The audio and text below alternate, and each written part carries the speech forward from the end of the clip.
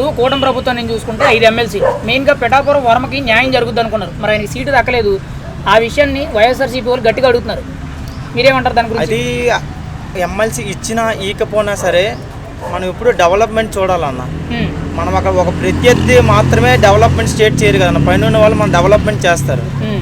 So MLC Varma గారికి ఇచ్చినా ఈకపోయినా సరే, సో చంద్రబాబు నాయుడు గారు ఒక విజనరీ లీడర్ కాబట్టి ఆయనకి ఏం చేయాలో ఏం చేయకూడదు ప్రతి ఒక్కటి తెలుసు అన్న. పవన్ కళ్యాణ్ చంద్రబాబు ఇస్తా అని చెప్పారు కదా, అవునా చెప్పి మరి ఇవ్వకపోతే మోసం చేసినట్టు కదా ఆయన అక్కడ. అది మనం ఒక క్యాండిడేట్ని ఎప్పుడు చూడను, ఒక స్టేట్ని ఎలా డెవలప్ చేసేదని మాత్రమే మనం చూడాలి. ఆయన సీటు పవన్ కళ్యాణ్కి ఇచ్చి ఆయన మోసపోవడం మోసమే కదా.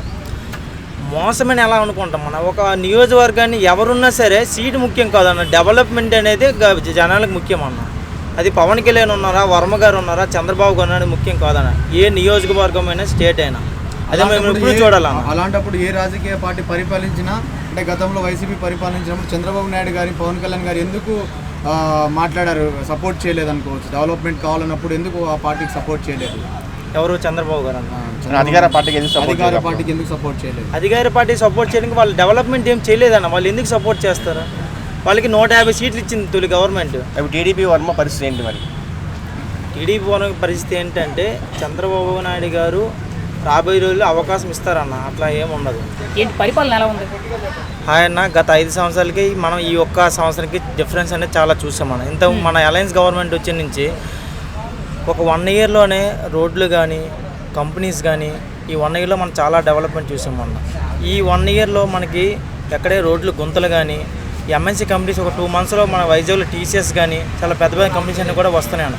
అదే గత 5 సంవత్సరాల్లో చూసుకుంటే ఓన్లీ జనాలకి డబ్బు అలవాటు చేసే కానీ ఎటువంటి అభివృద్ధి లేకుండా జనాల్ని మన రాష్ట్రాన్ని సర్వనాశనం చేశారన్న జగన్. ఇప్పుడు మీరు అంటున్నారు కదా పథకాలు ఇచ్చి సర్వనాశనం చేశారన్నారు, మరి అవే పథకాలు ఇవ్వలేదని చెప్పి ప్రజలందరూ బాధపడుతున్నారని చెప్తున్నారు. ఇప్పుడు గవర్నమెంట్ అయితే ఇవ్వనని చెప్పట్లేదన్న. యాజ్ ఫర్ ఫండ్స్ బట్టి జూన్ నెల నుంచి దాని ప్రతి ఒక్కటి స్టెప్ బై స్టెప్ అని చంద్రబాబు నాయుడు గారు అమలు చేస్తారని చెప్తాను, చేయలేదని ఎక్కడ స్టేట్మెంట్ అయితే ఇవ్వలేదన్న. సో మన ఈ 5 సంవత్సరాల్లో ఇంకా చాలా అభివృద్ధి చూస్తాం. ఇంకా పోలవరం ప్రాజెక్ట్ కానీ మన క్యాపిటల్ కానీ 100% చంద్రబాబు నాయుడు చేసే వెళ్తారన్న. అది మాత్రం పక్క అన్న. మిగతా గవర్నమెంట్ ముందు గవర్నమెంట్కి దీనికి చాలా డిఫరెన్స్ ఉంటుంది. అది మాత్రం మనం పక్క ఈ 5 ఇయర్స్లో చూస్తున్నాం కూడా.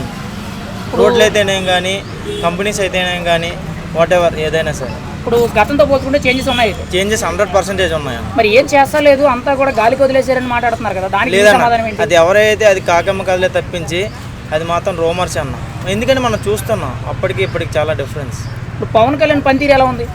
పవన్ కళ్యాణ్ 100%. పవన్ కళ్యాణ్ గారు చంద్రబాబు నాయుడు ఇద్దరు కోఆర్డినేషన్ అయ్యి రాష్ట్రం ఎలా ముందుకు తీసుకెళ్లాలనే దాని మీద మాత్రమే ప్రజెంట్ చర్చ జరుగుతుందన్న. అంతకుమించి ఏం లేదు. కానీ వైసీపీ వాళ్ళు భయపడి చేసిన అభివృద్ధి జీర్ణించుకోలేక అసెంబ్లీకి కూడా అలాంటి పరిస్థితుల్లో ఉన్నారన్న.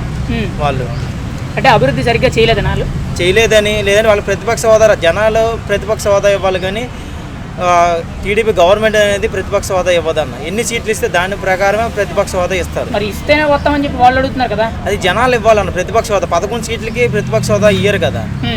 సో అది మరి ఆ విషయం జగన్మోహన్ రెడ్డి గారికి తెలియదు. అది జగన్మోహన్ రెడ్డి గారు తెలియలేదు. ముఖ్యమంత్రి 5 సంవత్సరాలు ఉన్నారు, తనకి తెలియదు కాబట్టి 5 సంవత్సరాలు ఎటువంటి డెవలప్మెంట్ కూడా చేయలేకపోయారు.